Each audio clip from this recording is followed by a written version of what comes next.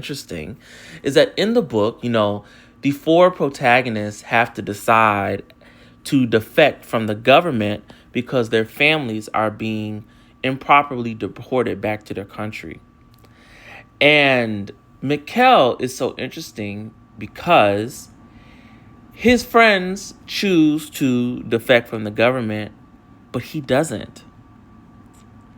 And, his friends are like, we need to fight the power. We need to stand up. And he actively chooses to not engage with them. Now, the story gets really interesting and it unfolds pretty crazily. But a lot of people that were reading the book were very angry with him, very angry with Mikhail, very angry with his decision to not fight for his rights, to not fight against evil.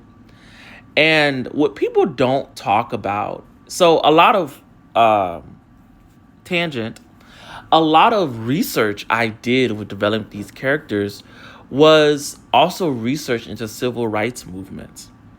And even though we see civil rights movements as these big things that people in the masses participated in, for a long time before that, there were people who would rather not engage.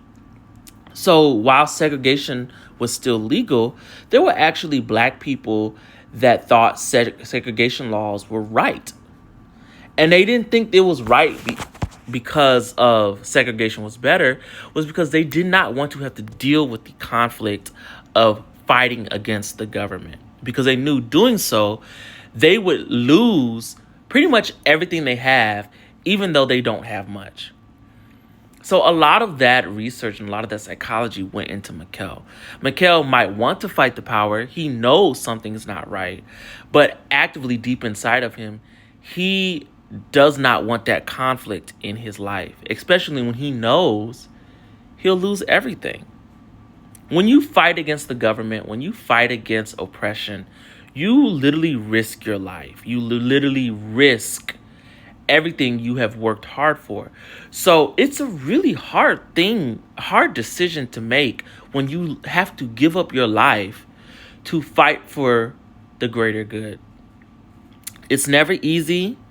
And, when you read the book and you see Mikhail in action, he might remind you of a lot of people in your life that, don't want you to stir the water. They don't want you to kick the beehive. They're like, let's just lay low. Let's just be fine. It'll all be okay. But at the end of the day, it's never okay, is it?